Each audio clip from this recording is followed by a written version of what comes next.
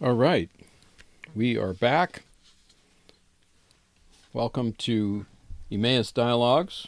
We're going to look at a very interesting piece out of Genesis.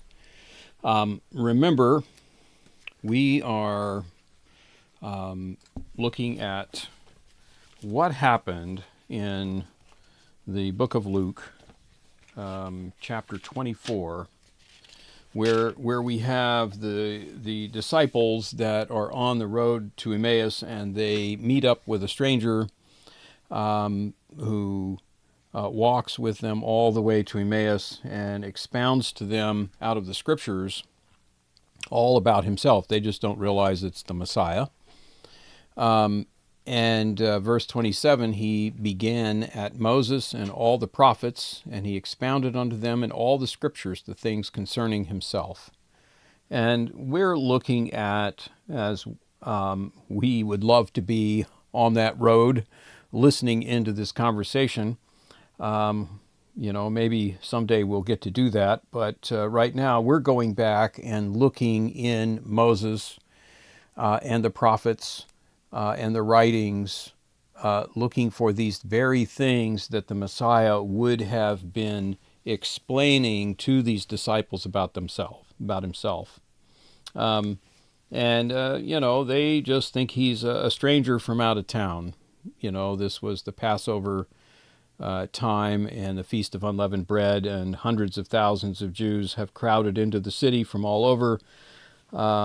They wouldn't have even bothered to ask his name. They're just so fascinated with what he's telling them. They are even losing track of time. It ends up being late in the day, toward evening, and the day is far spent when they finally finished and arrived at Emmaus. And of course, then they discover who it is, and they run all the way back to Jerusalem. And there, Yeshua meets him there again, and he did the same thing with the disciples in that place. And he explained to them, "These are the words which I spoke to you while I was yet with you, that all things must be fulfilled which were written in the law of Moses and in the prophets and in the Psalms concerning me." And then he opened their understanding that they might understand the scriptures. This is what we're needing. We're needing understanding in the scriptures. We have needed to understand that these scriptures, especially when we talk about Moses, isn't just stories or law or about the sanctuary or about the priestly duties or about sacrificial things. This is all about the Messiah. And here is an example. We're going to take a look here. This is Bereshit. This is Genesis chapter 46. And, there's going to be 5 more years of famine. Joseph has finally been discovered. He has revealed himself to his brothers. He has sent a whole entourage and wagons down into Canaan to bring his family there to Goshen so that he can take care of them. And there's yet to be all of this famine. Israel, Joseph's father, Yitzhak or Isaac, is stopping off as he is journeying toward Egypt. He stops off in Beersheba, and he's having an encounter with the Holy One once again. And Elohim informs him. He spoke to Israel in the visions of the night, and he said, Yaakov, Yaakov. And he said, Hineni, here am I. And he said, I am Elohim, the Elohim of your father. Fear not to go down into Mitzrayim. For there I will make of you a great nation. I will go down with you into Mitzrayim. I will surely bring you up again, and Joseph shall put his hand upon your eyes. And Yaakov rose up from Beersheba, and the sons of Israel carried Yaakov their father, and their little ones, and their wives, and their wagons, which Pharaoh had sent to carry him. And they took their cattle and their goods, which they had gotten in the land of Canaan, and came into Mitzrayim. Yaakov and all of his seed with him, his sons and his sons' sons with him, his daughters and his sons' daughters, and all his seed brought he with him into Mitzrayim. Now, this is the section that continues, which is really a genealogy. These are the names of the children of Israel, or Yaakov, which came into Mitzrayim, Yaakov and his sons.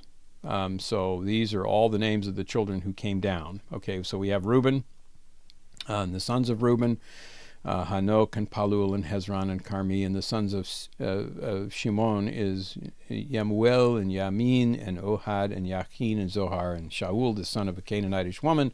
And so you go through this long list.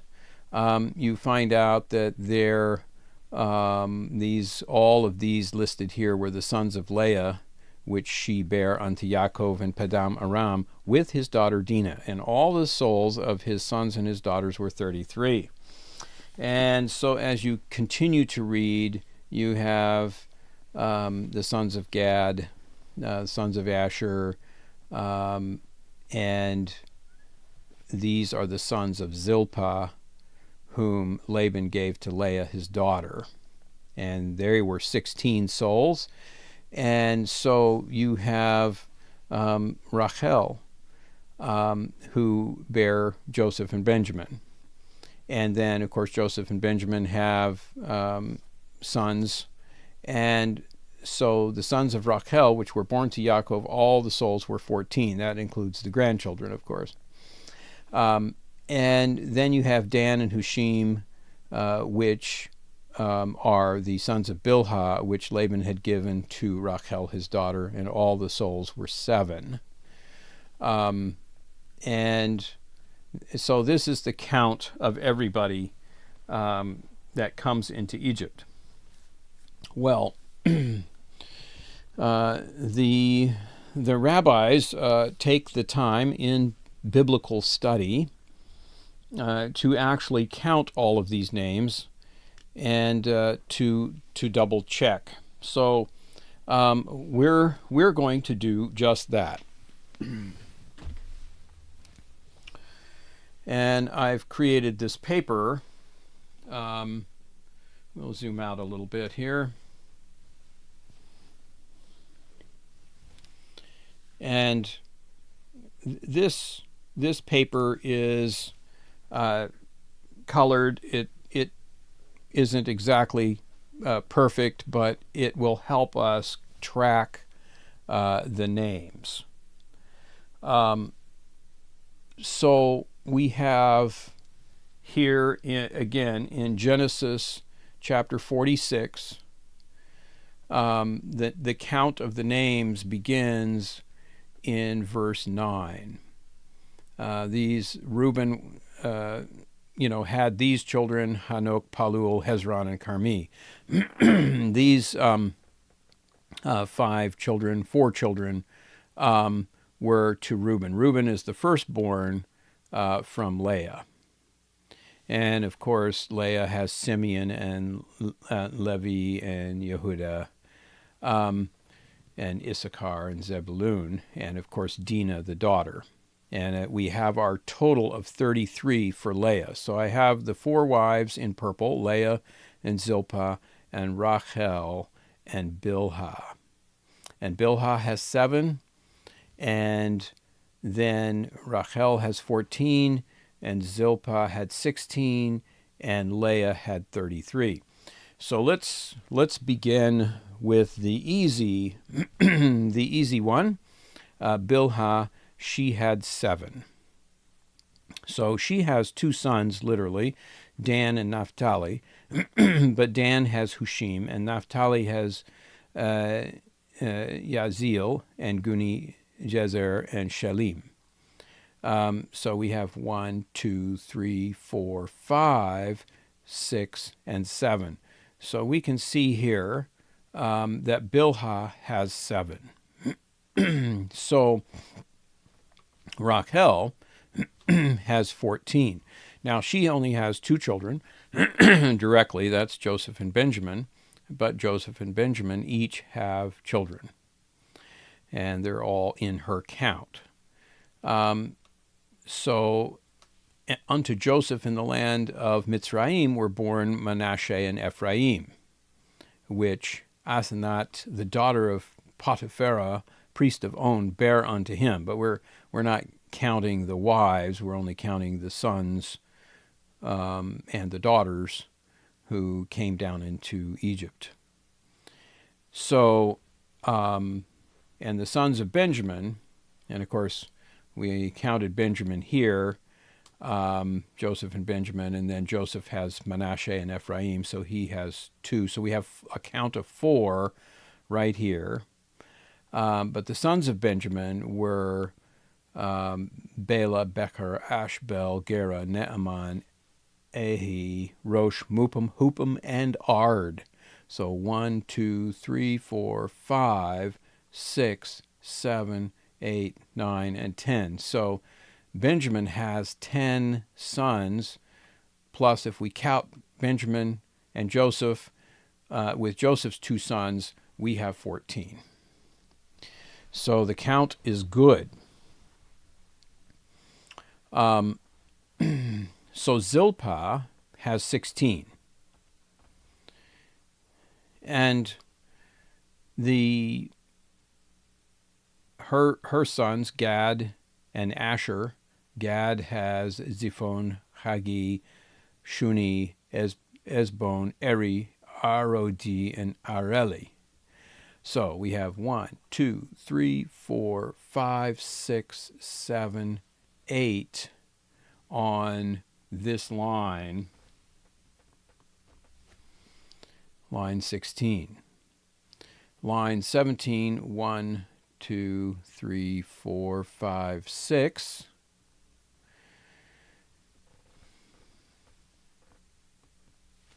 And 2 more, Heber and Malkiel. So if I did my count right, 8 and 2 is 10, plus 6, we have 16. So we see that the count is right. Now you may be asking yourself, why are we doing this? Well, this is good Bible study, and from it we discover some incredible things. Watch this. The scripture says that Leah had 30 and 3. Let's just count them by line. So line 9, we have 1, 2, 3, 4, 5. Line 10, 1, 2, 3, 4, 5, 6, 7.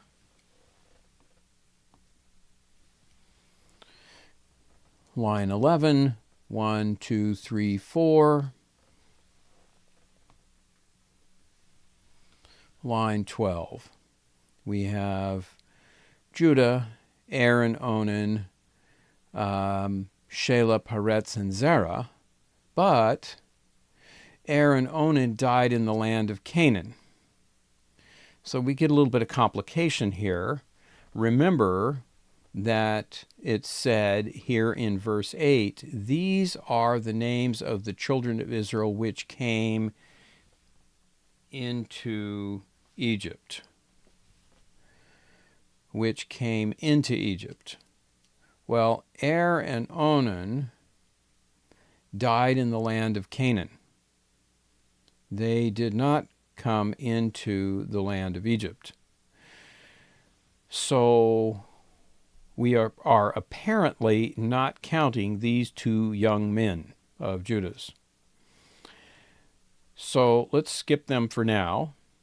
So we have Judah plus Shelah, Peretz, and Zerah. So we'll count 4 for that line. Because Er and Onan died in the land of Canaan. But the sons of Peretz, now Peretz, we already counted him up here, but Peretz had 2 children, which were Hezron and Hamul. So we should count 2 more on this line. And then line 13, we have Issachar, Tola, Puvah, Job, Shimron. I think that count is 5.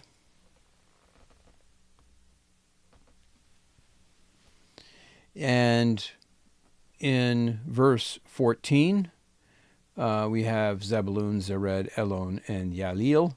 So we should have 4 more. And plus we have the daughter Dinah. So we have plus 1.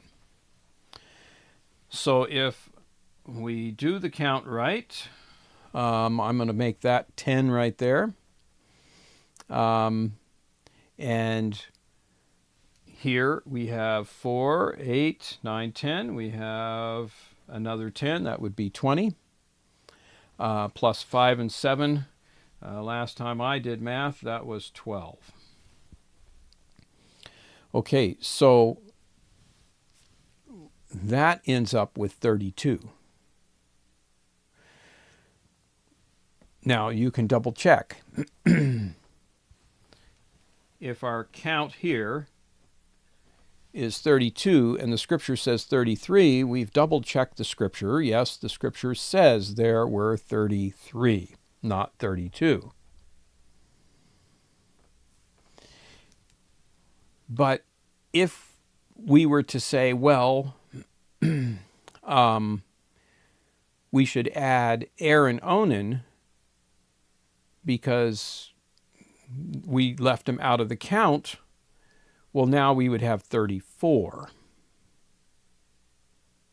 And so that's too many. So we have a problem, which is why we've titled it The Missing Name.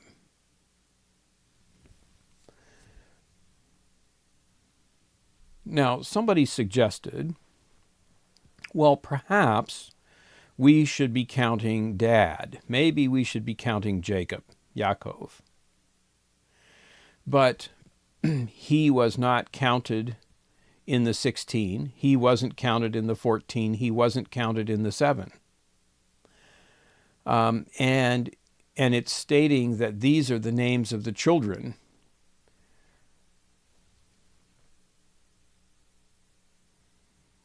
So the question is, who's missing? Well, the answer is actually right here, earlier in the text. Now, Elohim is speaking to Israel, his new given name, which sometimes is used, Yaakov's new name, Israel. And he has stopped at Beersheba, and he calls to him, Yaakov, Yaakov, and he said, Hineni. And he said, I am Elohim, the Elohim of your father. Fear not to go down into Egypt, for I will there make of you a great nation. And I will go down with you into Egypt, and I will also surely bring you up again, and Joseph will put his hands upon your eyes. And Yaakov rose up from Beersheba, the sons of Israel, carried Yaakov their father and their little ones and their wives in the wagons which Pharaoh had sent to carry him. And they took their cattle and their goods which they had gotten in the land of Canaan, and came into Mitzrayim, Yaakov and all of his seed with him, his sons and his sons' sons with him, his daughters and his sons' daughters, and all his seed brought he with him into Mitzrayim. Now, the rabbis have asked, now why does it add here? We've got everybody covered. Why does it add all of his seed brought he with him? We've got the sons and his sons' sons and his daughters and his sons' daughters and all his seed. Why did we need to add that? We've got it all covered. Well, the rabbis are pulling their hair out. They're mystified. There have been suggestions this way and that way. They've suggested maybe somebody was pregnant, but Well, the problem is we don't have anybody recorded as bearing a child when they get into Egypt. Where is that missing child? But we have an answer.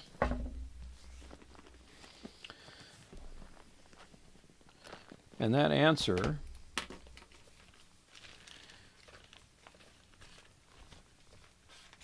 is going to come in the book of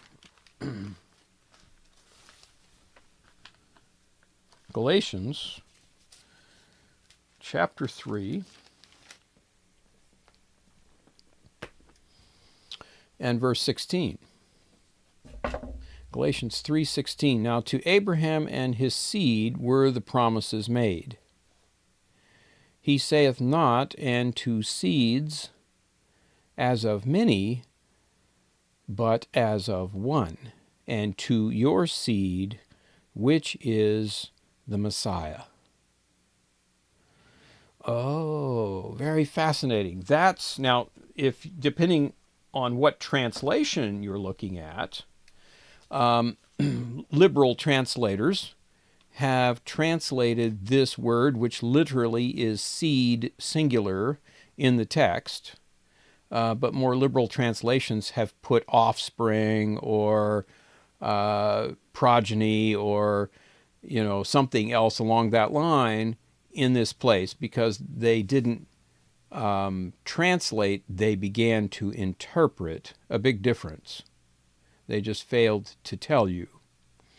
But this is literally saying he took all into Egypt, and all his seed with him, his sons and his sons' sons with him, his daughters and his sons' daughters, and all his seed, singular, brought he with him into Egypt.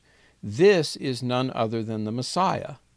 Back up to verse 4. Here Elohim is speaking to Yaakov, to Israel, and he's saying, I'm going to go down with you into Egypt. I, meaning Elohim. I'm going to go down with you into Egypt, and I will surely bring you up again. Now, I had always understood that God was sitting on his throne, and he would reach down and pat the little marble called earth and say, there, I am with you. That was kind of my picture of Elohim. This helped change my perspective. Elohim is literally walking with Yaakov. And he's saying, look, I'm going to be here literally, and I'm going down with you. I'm going to be right there with you. This Elohim is the very one who is going to be the Messiah. He is going to be the seed. He is going to be the one born to Miriam later and be the Messiah. And it is an honor for each of the patriarchs to be able to bear the seed. Each family since Adam and Eve have been counting the blessing of carrying the seed, the promised one who would come, who would redeem all of mankind. And it was a sacred right. It was a sacred honor. It was coveted by each of the firstborn children to carry on, and perhaps it would be their family that would actually have the seed born to them. But if he wasn't born to them, they were the carriers of the seed. Well, check this out. Of the four wives, you have Leah, Zilpah, Rachel, and Bilhah. Which wife? Now, he loved Rachel. Unfortunately, he took some time before he learned how to love Leah. But Rachel died. But which of the wives bore the Messiah? Which one carried the Mashiach line? Well, Leah did. Rachel did not. The Messiah did not come through Joseph or Benjamin. The Messiah came through Judah and Judah's children. And so the seed was carried by Leah. So we only see physically 32 in the count, but there are actually 33 because she is carrying the seed. If we go to the book of Ruth,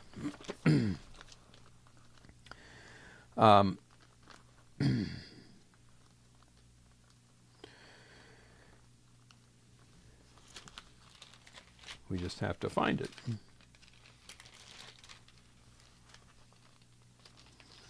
And right here at the end of Ruth, we have in Ruth chapter 4, it lists the lineage for the Messiah. These are the generations of Peretz. Peretz beget Hezron, Hezron beget Ram, Ram beget Aminadab, Aminadab beget Nachshon, Nachshon begat Salmon, Salmon begat Boaz, Boaz begat Obed, Obed begat Jesse, and Jesse begat David.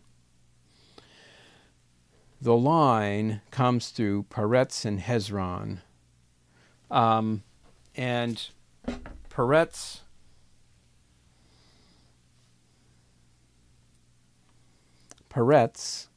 the sons of Peretz were Hezron. And then we go to Aminadab, not on the page here, but the seed is carried on. This is the seed of David, and Yeshua would be of the seed of David. This was Leah's lineage. Isn't that fascinating? From the fact that the count doesn't add up, when you count all these names, they're all here. Bilhah has 7, Rachel has 14, Zilpah has 16, but Leah, you can't count here the 33. It is in the seed, and it's been hidden there for us to discover that this is a revelation of the Messiah. And I just imagine that this is one of the things that Yeshua the Messiah was sharing with the 2 disciples on the road to Emmaus.